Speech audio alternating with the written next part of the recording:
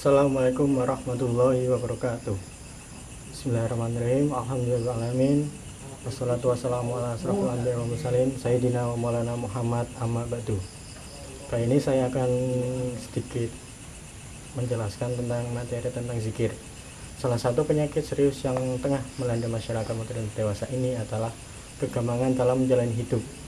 Hal ini disebabkan karena kondisi batin yang selalu gelisah, jiwa yang tidak tenang, serta hati yang penuh kekhawatiran dan kecemasan.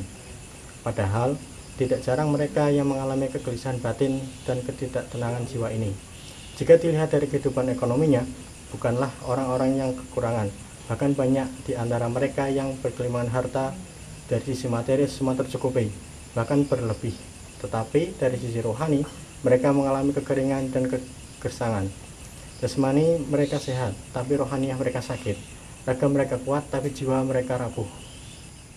Pada umumnya, mereka yang mengalami kegelisahan batin ini akan mendatangi psikiater, psikolog, bahkan dukun untuk berkonsultasi tentang persoalan batin yang tengah dialaminya. Mereka berhadapan dengan psikiater atau psikolog akan memberikan solusi untuk menyelesaikan persoalan batin yang tengah dihadapinya.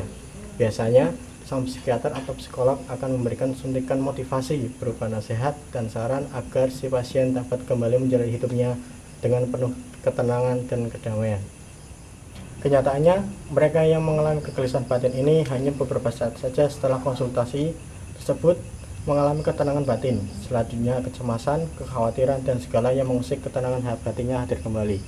Sesungguhnya, jika orang-orang yang mengalami kerasan jiwa, kegelisahan batin, serta ketidaktenangan dalam hatinya mau kembali kepada ajaran Islam, pasti mereka akan menemukan jawaban atas persoalan yang tengah dihadapinya.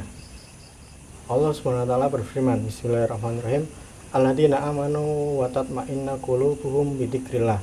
Alla bidzikrillah tatma'innal qulub, yang artinya orang-orang yang beriman dan hati mereka menjadi tenang dengan mengingat Allah.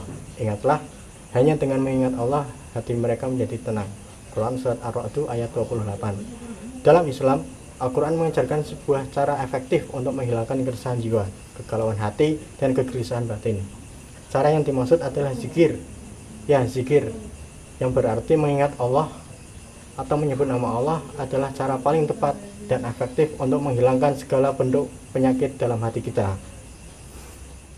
Secara umum, zikir adalah semua amal atau perbuatan baik yang lahir maupun batin yang mengantarkan seorang untuk mengingat Allah dan mendekatkan takarub kepadanya.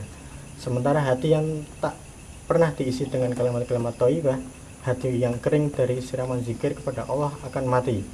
Hati yang mati akan menjadikan seseorang hidup dalam kegelisahan, kegampangan, dan ketidakmenentuan. Hati yang mati membuat seseorang tidak akan dapat berpikir jernih.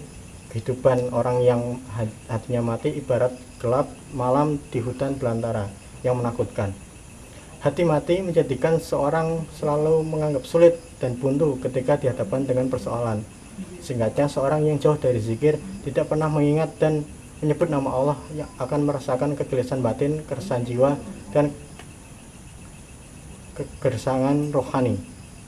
Dengan selalu mengingat Allah dan menyebut nama Allah, merasakan kehadirannya di setiap gerak langkah kaki, setiap hembusan nafas, hati kita akan menjadi tenang. Itu saja yang bisa saya sampaikan, kurang lebihnya mohon maaf. Assalamualaikum warahmatullahi wabarakatuh.